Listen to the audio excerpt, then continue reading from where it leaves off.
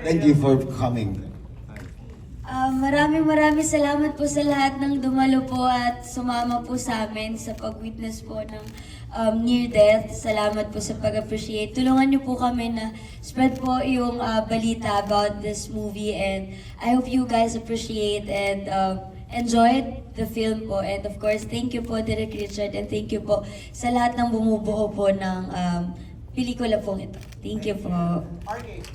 Yes, maraming salamat po sa oras na sinamahan nyo kami sumigaw, magulat, at almost near death na mga eksena. Pero gusto ko lang din magpasalamat sa lahat na bumubuo ng near death, lalo na sa Direk Richard, kasi I'm proud to be part of the cast. At the same time, proud of you kasi you're always trying to push the boundaries, no?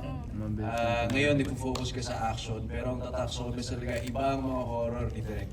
Kaya I'm proud to be part of one. So please, samahan niyo po kami na imbitahan lahat ng mga manonood na manood ng Near Death para damay-damay tayo dito. Thank you, RK. Hindi ko alam kung may galis siya ngayon. Wala naman po. Sa pelikula lang po yun, wala talaga akong galis sa totoong buhay. Direk, I love you. Congratulations. Sa lahat ng bumubuo ng Near Death, congratulations sa production. Kay Direk, sobra. I think nabingi yata sa akin si Kuya Sol at si RK sa mga mura ko. Ako po yung nagmumura, kung may narinig po kayo. Totoo ba? Kanina? Sa gulat, oo! Kasi si Direk eh. Alam mo, hindi ako mahilig sa horror. Okay.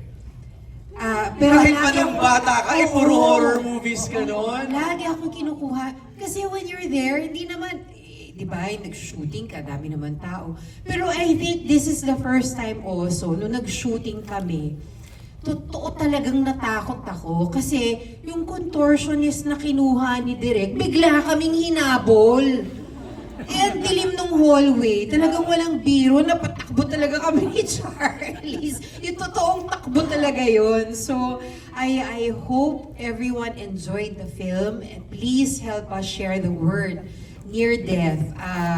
Sobrang tamang-tama po siya sa Cine Sendak ditong October 29. So sana po suportahan niyo po kami. At itong babaeng to, grabe to.